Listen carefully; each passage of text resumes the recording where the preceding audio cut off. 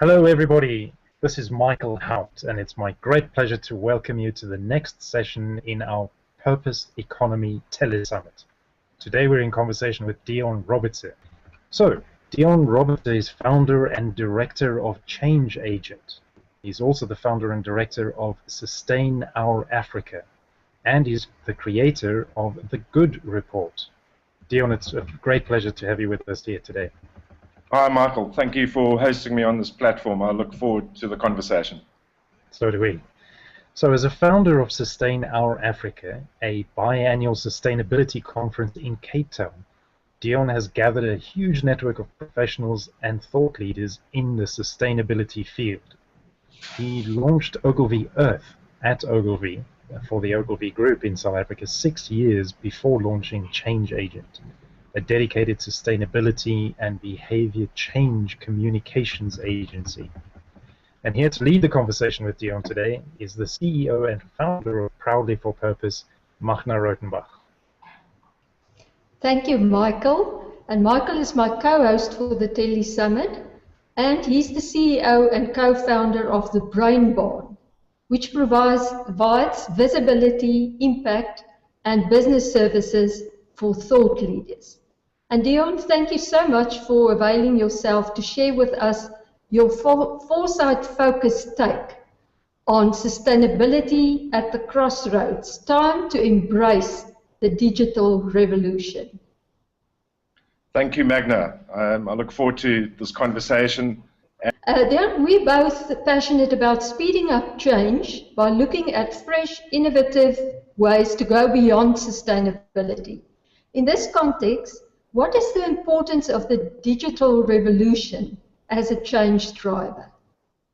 Well, Magna, since the development of the web, we've been able to communicate a lot quicker. Information spreads across the world in a blink of an eye.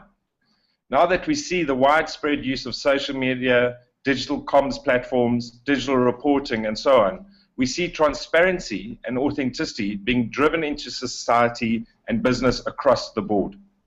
Harvard Business Review recently said, thanks to the digital revolution, consumers now know everything about your company, not just its carbon emissions, but its countless other invisible effects on the globe. And that has and is changing the rules of business forever. Let me ask you a question. If you were an investor with 50 million rand to invest and you had a choice between two companies, firstly, company A that future-proofs itself and measures its hidden impacts and has a 20-year sustainability plan, embraces the digital age, or a company that carries on with a business-as-usual approach, which would you choose? For example, the CEO of Apple, it was about 10 days ago, he was giving a conference to all their shareholders, and he said to the shareholders, if there are any climate change deniers in this room, please disinvest and get out of Apple because we do not want your money, which is quite a hard statement to make. One just has to look at companies like Woolworths here in South Africa, Puma, Patagonia, Coca-Cola, Apple, Virgin, as companies that are not only embracing sustainability and big data, but are utilizing the digital age to communicate and engage their stakeholders in the issues. In an African context, I just want to step back and look at Africa. By 2015, we will have 850 million connected users via smartphones. And there are currently 50 million Facebook users on the continent. And that is growing exponentially.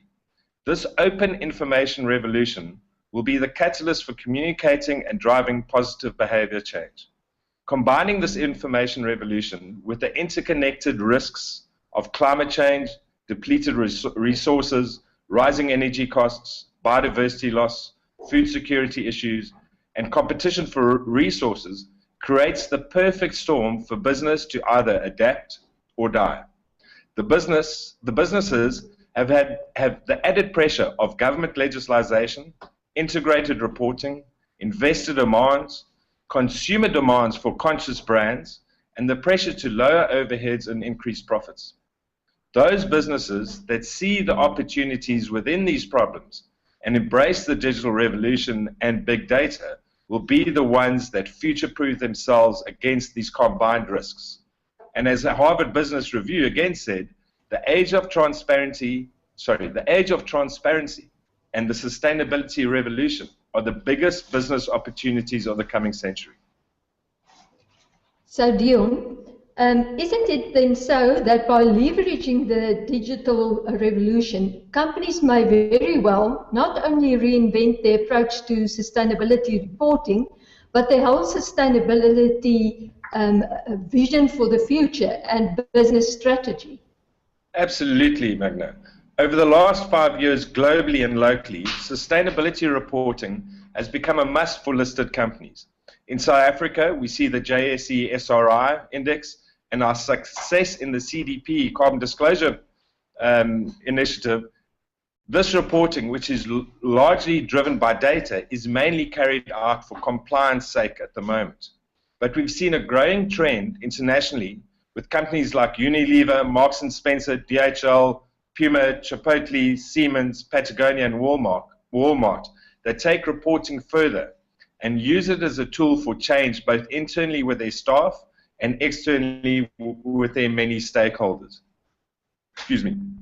Gathering and analyzing millions of data points can be difficult, but big data can tell business where to focus its efforts. Big data analysis can help businesses understand where they have the most impact on their costs and environmental impact. If you look at companies here, Barloworld has got a system called Credit 360, which measures data, granular data at source, so waste, energy, water at source. There are other back-end programs, one engineered by IBM and Innovate Africa here in South Africa, called TriRigger, which does the same thing. But those programs measure data at source and then spit out a pie chart, which isn't doing the job as far as it should, but I'll get onto that just now. Advances in data gathering, computer power, and connectivity means that we have more information than ever before at our fingertips. IBM estimates by the year 2020, there will be 300 times more information in the world than there was in 2005. It's a total hockey stick. There's a total of 43 trillion gigabytes out there, and this data can be put to good use. Increasingly, we hear and understand that data that's properly used leads to positive results. Business now know where their negative impacts are and where they can save money, innovate their processes, mitigate risks, and positively impact their supply chain, and ultimately create a competitive edge. When it comes to sustainability, the great thing about big data is that it's unlocking the ability of business to identify and understand what are typically their biggest social and environmental impacts and mitigate those and future-proof themselves. So DEON, yeah, you are saying we are only scratching the surface of how business can process, analyze, and otherwise make use of big data to help them make money, save money, and become more sustainable. The possibilities must be endless. Please tell us more. With the wide availability of big data in the digital age, we are seeing leading businesses like Nike and IKEA trying to understand the entire end-to-end impact of their businesses, right across the value chain. This includes looking at what's happening outside the boundaries of their business, including raw materials, supplies, employee travel, consumer use of products, and how waste is dealt with, and investments that are made. Until relatively recently, business struggled to get a full picture of the impact of their own operation. The information required to get an accurate understanding of even something relatively simple, such as energy consumption, was kept in separate documents in varying formats and across multiple sites. The key to driving behavior change using this data is putting it in a format that is understandable, informative, engaging, and usable for both internal and external stakeholders. Big data has the power to transform how large businesses, the ones with the biggest environmental impacts, but also access to large volumes of information, can take action on sustainability and create a domino effect right down the supply chain. Larger businesses, such as Hitachi, already have platforms for suppliers to submit their sustainability credentials and data, which I think gives us a sense of the importance of data in driving behavior change in business. So DEON providing quality data in the right format is becoming increasingly important, I suppose also in supplier selection. How do business present their data in a way that informs and engages their stakeholders? I'm going to go back to a man in a cave to try explain this. Man has told stories for centuries on cave walls, using simple pictures to share information about their lives. How many animals they saw, what animals they saw there, what buck they killed that day. We can look at these today and understand that what was being communicated. These were rudimentary beginnings of infographics. And I think that's a good place to start when we talk about communicating sustainability and big data. Infographics have the powerful ability to make complex data both compelling and easy to understand. They are gaining popularity today thanks to the internet and the power of social sharing. Infographics are powerful tools to communicate sustainability messages and enable organizations to educate, increase awareness, and ultimately change behavior. By taking huge, complex reams of data and simplifying it and telling a story, you create a tool that transcends barriers of language and education. The first sustainability communications started around the firesides in these caves of our ancient ancestors, who had to deal with previous episodes of climate change and survival. A lot has changed since then, and our challenges are far more complex now, but never before have we had such powerful communication tools at our fingertips. That's definitely the case, and over the past 10 years, we saw more and more companies measuring material issues like water, waste, greenhouse gases, and more. And companies started communicating what they find in various ways. But is that adequate? It's the beginning of being on the right road. So yes, a lot of companies are already measuring data at a granular level, but this data ends up in reports and compliance-based resources. This incredibly powerful data should be driving behavior change internally and externally. That's where the real value of it lies. But it isn't. It ends up on somebody's desk in a report and rarely gets read. And even if you read it, there are few people who are going to actively engage in a pile of facts and figures and pie charts. We need to move beyond PowerPoint. Basically, businesses are missing a massive opportunity to use this data for good. So, DEON, how do you see the future of communicating big data? Well, at Change Agent, we have spent a lot of time thinking about that exact question. How do we use all this data in a way that positively impacts a business and the world around us? In short, how do you use it to prove that change is possible, profitable, and achievable? I've got to take one step back here and just give you what we believe at Change Agent. We believe that 10% of big business and general public, and 10% might be an estimation, but 10% of big business and the general public understand the interconnected issues of climate change, water, resource scarcity, biodiversity loss, food security issues, all those combined issues, and see the amazing opportunities within those problems. The other 90% don't know, don't care, or aren't aware.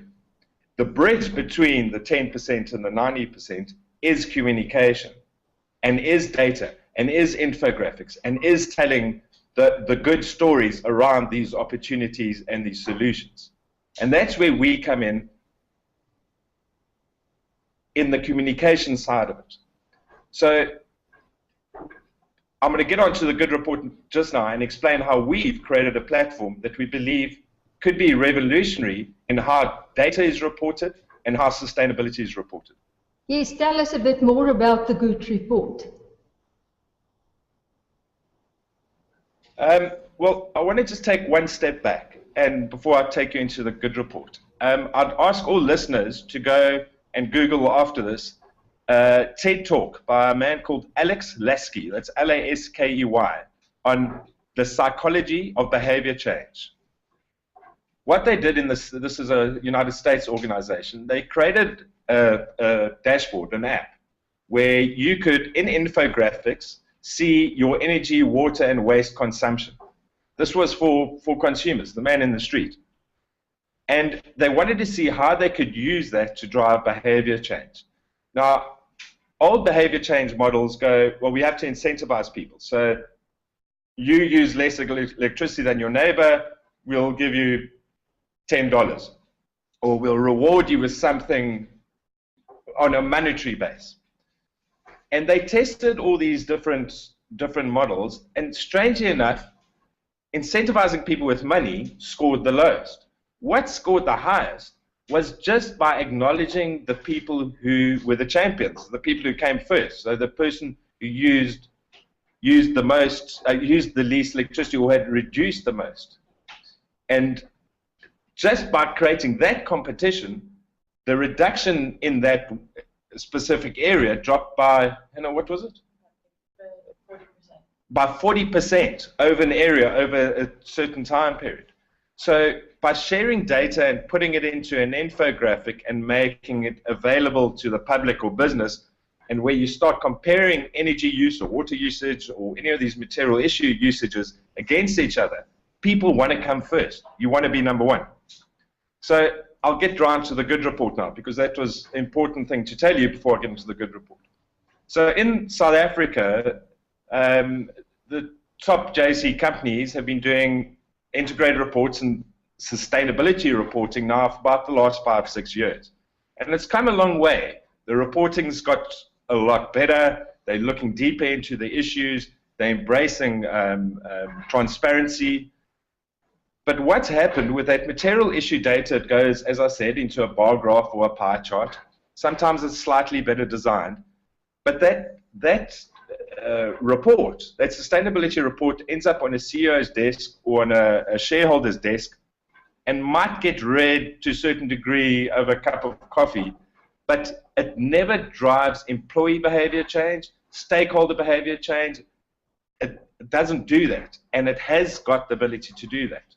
So we took a step back after our first sustainability summit we had in Cape Town a year and a half ago, and we were talking to Coca-Cola and Siemens and the organizations we were dealing with, and we realized there was a huge opportunity to embrace the digital age and create a living sustainability report.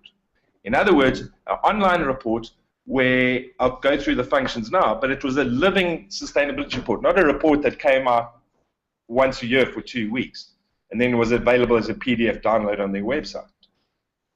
So how the good report works is you can choose your material issues, and there are common material issues to some companies, and some of them have got some unique material issues. But you can say you can choose water, waste, greenhouse gas emissions, and that data is fed live in from a back end, either through Credit 360 or TriRigger that I spoke about earlier on. And the viewer can then go see greenhouse gas emissions against number of employees, greenhouse gas emissions against R1 million turnover, greenhouse gas emissions per facility. And that generates an infographic, a beautifully designed, understandable infographic. I suggest all the listeners go look at a book called Information is Beautiful, or just Google sustainability infographics, and you'll start seeing the design language that's coming out over the net about how you take that complex data and then put it into infographic. But I'm getting ahead of myself now again. So one of the main features of the good report is material issue infographics. So companies can look at their material issues on a month-by-month basis, facility against facility basis. Where that gets very interesting is you can get different facilities to start competing against each other to reduce their impacts, reduce their waste, reduce their water, bring their energy down. And those can be shared, those infographics can be shared on internal communication platforms and externally to media, to government, or to whoever else needs them. What also happens on the good report is what we find is working with a lot of the bigger corporations, a lot of them are doing amazing things in the sustainability space, both internally and externally. water reduction programs, photovoltaics, feeding schemes, social initiatives. But to go find these stories, you've got to go trawl through the internet, and there might be a badly written paragraph of 10 lines trying to tell the story. No one's going to go read a paragraph deep in your website to look at the story. But if there was one place you could come to where you could find about everything about their sustainability journey, i.e. the Good Report, and they can upload videos. We shoot high-end videos at a fraction of the cost, so I'm doing a bit of a sales pitch here. But please go look at greenrenaissance.co.za. They are production partner, and go look at the quality of the videos, sustainability videos they shoot.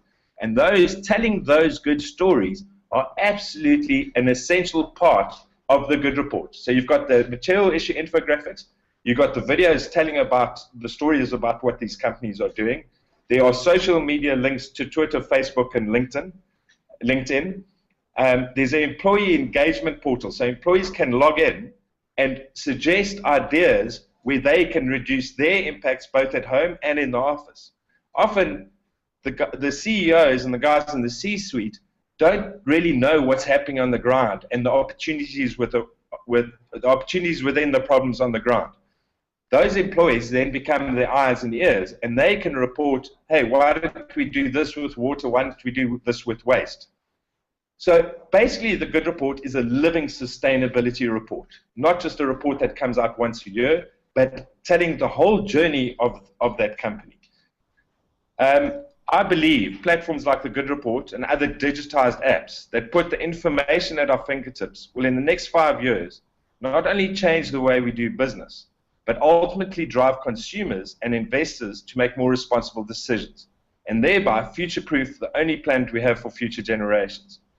I think where it's going to end up is you're going to get platforms like the Good Report, and then essential key information about that company or about the product that company makes is going to end up on the product. So I think within the next 3-4 years, we're going to start seeing QR codes on products. Call it the good code for now, because that's something we're working on, but that you can take your phone, click on the product, and it'll tell you what that company is doing about greenhouse gas emissions, water, waste, energy. So it becomes a full loop. So the consumer, who's actually the one with the power because they got the money in their wallet and they can make the conscious decision when they purchase whatever they purchase, will now be informed. Because at the moment, if you consume and you walk down a shopping aisle and you've got a choice of 50 soap powders that are all parity brands, you can't make a choice which one's got a lower impact on the environment or is better socially. You can't. But if we get a QR code on that soap, you're going to be able to know where it comes from, what they're doing, and make an informed, conscious decisions about what you buy. So I'm looking forward to the road ahead and how we're going to embrace the digital age to drive change both in consumers and in business, that we believe leave behind a better planet for future generations. Thanks, Magna. Thanks, Dion. It was a fabulous presentation. Thank you very much, Dion. I perhaps have one quick question, if I may. Sure. To date, there's a wide variety of price check websites around the world. Wouldn't it be exciting if you could see something similar to the Good Report that replaces a concern about price and more about the cost on the planet? Yeah, the hidden, absolutely, the unintended consequences and the hidden costs, not the dollar figure, but the impact figure. Absolutely, it would be that. I think it will go there. I really, really do. I think companies like Kentucky Fried Chicken and McDonald's are in the danger of not being around in 15, 20 years if they don't radically change the way they make their food and supply it, because it comes a full circle. Consumers are becoming conscious about what they eat, how it affects their bodies, and the impacts on their health. So if I had to draw a graph from 1960 to present about the increase in fast foods and put a graph over it of increase in ADD, ADHD, cancer, Alzheimer's, wada, those would mirror to each other. And people are starting to see the impact, and governments are starting to see the impact on their health systems. So there's going to be a swing around. I mean, Bolivia just kicked McDonald's out of Bolivia kicked McDonald's out the country. So the conscious consumer and consumers starting to ask the right questions is going to have a radical shift on food, and that's going to have a radical shift on sustainability and how companies act. So I'm excited about the future. And we're also looking forward to learn more about the progress of this huge project, and to get closer engaged on the Proudly for Purpose platform to see how we can take purpose-driven leadership with speed to scale. Thank you so much for being here and sharing the innovative new ways of looking at data. Thank you very much for hosting us, and we hope we speak soon again. Thank you, viewers, for joining us in this exciting discussion about how big data can make us aware of the impact that we're having on the environment. Martha, thank you very much for hosting us, and this wraps up this session. Thank you very much, everybody. Go well. Bye-bye.